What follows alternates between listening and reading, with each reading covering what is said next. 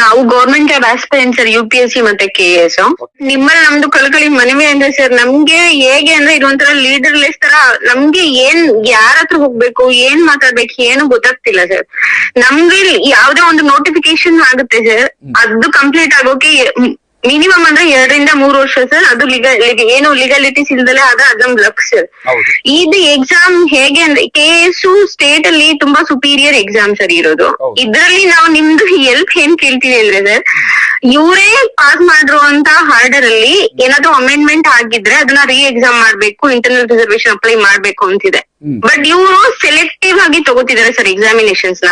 KS ನ touch ಮಾಡಲ್ಲ, ಇವ್ರಿಗೆ ಯಾವ್ದ್ ಬೇಕೋ ಆ ಎಕ್ಸಾಮ್ ನ ಕ್ಯಾನ್ಸಲ್ ಮಾಡ್ತಾರೆ, ಎಕ್ಸಾಮಿನೇಷನ್ ಅಂತಾರೆ.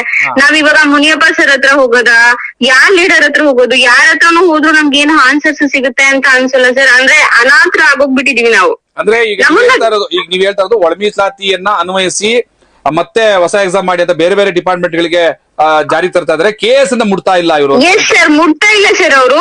ಎಷ್ಟೊಂದು ನೋವಿನ ಸಂಗತಿ ಅಂದ್ರೆ ಸರ್, ನಾವು ಟ್ವಿಟರ್ ಅಲ್ಲಿ ಇರ್ಬೋದು, ಟೆಲಿಗ್ರಾಮ್ ಇರ್ಬೋದು, ಸೋಷಿಯಲ್ ಮೀಡಿಯಾಸ್ ಅಲ್ಲಿ ಕೇಳ್ತಾ ಇದೀವಿ. ನಮ್ಮ ಕುಲಬಾಂಧ್ರು ಎಲ್ಲಾದ್ರೂ ಇದ್ದೀರಾ ಬನ್ನಿ, ನಮ್ ಕಾಂಟ್ಯಾಕ್ಟ್ ಆಗಿ ಬನ್ನಿ ಅಂತ ಒಂದು ಗ್ರೂಪ್ ಮಾಡ್ಕೊಂಡಿದೀವಿ ಸರ್. 15 ಜನ ದಾಟ್ತಾ ಇಲ್ಲ ಸರ್ ಆ ಎಕ್ಸಾಮ್ ಅಲ್ಲಿ ಮೇನ್ಸ್ ಬರ್ದಿರೋ ಅಂತವ್ರು. ಈಗ KS ನಲ್ಲಿ ಕನ್ನಡ ವ್ಯಾಕರಣ ದೋಷ ಇತ್ತು, ಇದನ್ನ ಸರಿಯಾದ ಕ್ರಮ ಅಲ್ಲ, ಹಾಗಾಗಿ ಇದನ್ನ ಪರಿಗಣಿಸಬೇಕು, ನಮ್ಗೆ ಮತ್ತೆ ಇದು ಏನೋ ಎಕ್ಸಾಮ್ ಕೊಡ್ಬೇಕಂತ ಒಂದಷ್ಟು ಸ್ಟ್ರೈಕ್ ನಡೀತಲ್ವ ಫ್ರೀಡಂ ಪಾರ್ಕ್ ನಲ್ಲಿ? ತುಂಬಾ ನಡೀತು ಸರ್ ಅದು. ನಾನು ಕೂಡ ಬಂದಿದ್ದೆ, ನಾನು ಕೂಡ ಭಾಗವಹಿಸಿದ್ದೆ. ನಡವಳಿಕೆ ಏನಿತ್ತು, ಏನಾರು ನಿಮ್ಗೆ ಆಶಾದಾಯಕ? ಇಲ್ಲ ಸರ್, ಏನು ಮಾಡಿಲ್ಲ ಅವರು. ಆಕ್ಚುಲಿ ನಾನು ಇಂಗ್ಲಿಷ್ ಮೀಡಿಯಂ ಸ್ಟೂಡೆಂಟ್, ಬಟ್ ಅದ್ರಲ್ಲಿ ದೋಷ ಇರೋದು ಸತ್ಯ ಸರ್. ಅವ್ರು ಒಪ್ಕೊಳಕ್ ರೆಡಿ ಇಲ್ಲ.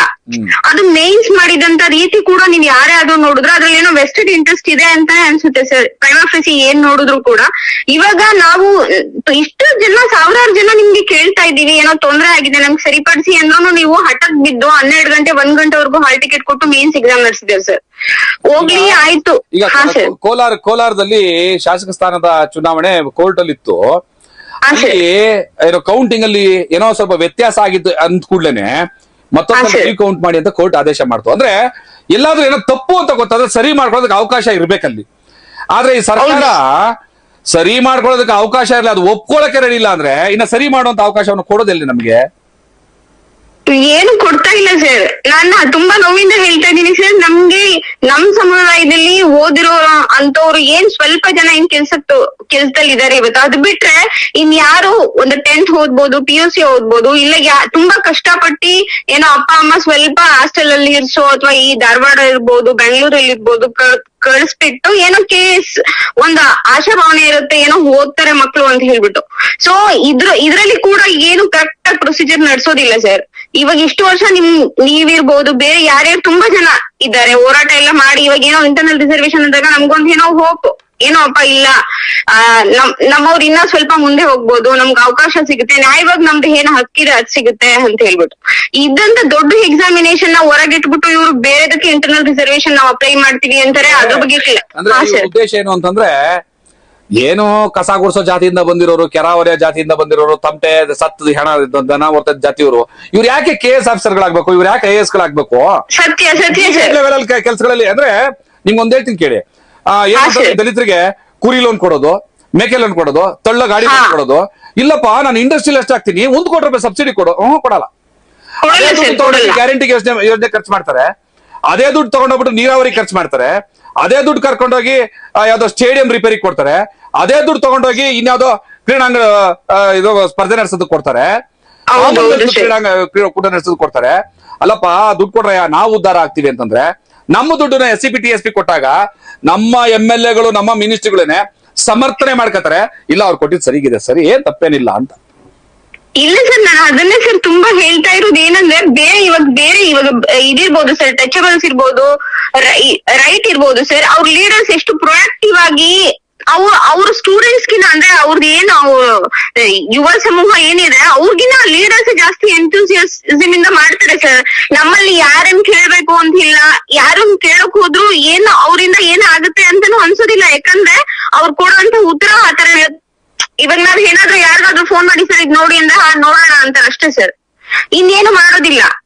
ಸೊ ನೀವು ಇವಾಗ ತುಂಬಾ ಸೌಂಡ್ ಮಾಡ್ತಾ ಇದ್ದೀರಾ ಅಂದ್ರೆ ನಿಮ್ ಹೋರಾಟ ಎಲ್ಲ ತುಂಬಾ ನಿಮ್ಗೊಂದು ಸತ್ಯ ಏನು ಅಂತಂದ್ರೆ, ಹಾ, sir. ಒಳ ಮೀಸಲಾತಿ ಆದೇಶ ಸುಪ್ರೀಂ ಕೋರ್ಟ್ ಆದೇಶ ಆದ ನಂತರ ಕೂಡ ಒಳ ಮೀಸಲಾತಿ ಇಲ್ಲದೆ ಇರುವ ನೇಮಕಾತಿಗಳನ್ನ ಪ್ರಾರಂಭ ಮಾಡ್ತೀನಿ ಅಂತ ಎಚ್.ಸಿ. ಮಾದೇವಪ್ಪ ಮತ್ತು ಪರಮೇಶ್ವರ್ ಪ್ರಯತ್ನ ಪಟ್ಟಾಗ ಈ ಸಮುದಾಯದ ಏನು ಮಾದಿಗ ಸಮುದಾಯ, ವಲಯ ಸಮುದಾಯದ ಏನು ಮಂತ್ರಿಗಳು, ಶಾಸಕರಿದಾರಲ್ಲ, ಉತ್ಸವ ಸೈಲೆಂಟ್ ಆಗಿದ್ರು. ಈಗ ಮಾತಾಡ್ತಿದ್ದಾರೆ ಯಾವಾಗ ನಾವು ಬೀದಿಗಿಳಿದು ಕರ್ನಾಟಕದ ರಾಜ್ಯನ ರೊಚ್ಚಿಗೆಬ್ಸಿದ್ವಿ. ಈಗ ಹೌದು ಸರ್, ನಿಮ್ ವಿಡಿಯೋಸ್ ನೋಡಿದ್ದೆ ಸರ್ ನಾನು. ಹಾಗಾಗಿ ಸರ್ ಇವತ್ತು ತುಂಬಾ ಹೊತ್ತಿಂದ ಟ್ರೈ ಮಾಡ್ತಾ ಇದ್ದೆ ಅವಕಾಶ ಸಿಗ್ಲಿ ಅಂತ.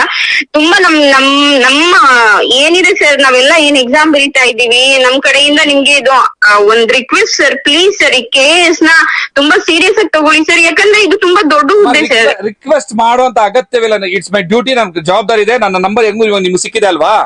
ಹೌದು ಸರ್. ನನ್ನ ಪರ್ಸನಲ್ ನಂಬರ್ ಪಬ್ಲಿಕ್ ಆಗಿ ಹೇಳ್ತೀನಿ, ಎಲ್ಲರೂ ತಗೊಳ್ಳಿ, ತೊಂದರೆ ಇಲ್ಲ, ತಗೊಳ್ಳಿ. ಈ ನಿಮ್ಮ ಮಾತು ಮುಗಿದ ಮೇಲೆ ಆಮೇಲೆ ನನಗೊಂದು ಕಾಲ್ ಮಾಡಿ ಅಥವಾ ಮೆಸೇಜ್ ಹಾಕಿ, ಫೋನ್ ತೆಗಿದೆ ಇದ್ರೆ ನಿಮ್ಮ ಕೇಸ್ ಏನ್ ಆಸ್ಪಿರೆಂಟ್ಸ್ ಏನಿದ್ರೆ ನೀವು ಅನ್ಯಾಯ ಆಗಿದಾರಲ್ಲ, ನೀವೊಂದು ಟೀಮ್ ಮಾಡ್ಕೊಂಡು ಒಂದು ಮೀಟಿಂಗ್ ಸೆಟ್ ಮಾಡಿ ಕರೀರಿ, ವಿತ್ ಲೀಗಲ್ ಟೀಮ್. ನಮ್ದು ಏನ್ ಲಾಯರ್ ಟೀಮ್ ನೋಡಿದಿರಲ್ವಾ ನೀವು, ಅವ್ರ ಜೊತೆ ಬಂದು ನಿಮ್ ಜೊತೆ ಕೂತ್ಕೋತೀವಿ. ನಿಮ್ಗೆ ಆಗಿರೋ ಅನ್ಯಾಯನ ಕೂಡ ಒಳ ಮೀಸಲಾತಿ ಹೋರಾಟದ ನ್ಯಾಯ ಅಂದ್ರೆ ಸಮುದಾಯದ ನ್ಯಾಯ, ಆ ನ್ಯಾಯಕ್ಕೆ ನಾವು ನಿಮ್ ಜೊತೆ ಕೂರ್ತೀವಿ. ನಿಮ್ಮ ನ್ಯಾಯ ದೊರಕಿಸುವಂತ ಕೆಲಸವನ್ನ ಆದಷ್ಟು ಪ್ರಾಮಾಣಿಕವಾಗಿ ಕೊನೆ ಗಂಟವರೆಗೂ ಕೂಡ ನಾವು ಮಾಡ್ತೀವಿ. Thank you so much sir. 9845 sir ಒಂದ್ ನಿಮಿಷ. Okay sir, okay sir. 9845 okay sir. 74 724 ಮಾಡಿ ನಂಬರ್ಗೆ ಆಮೇಲೆ. Okay sir, thank you so much sir. Thank you.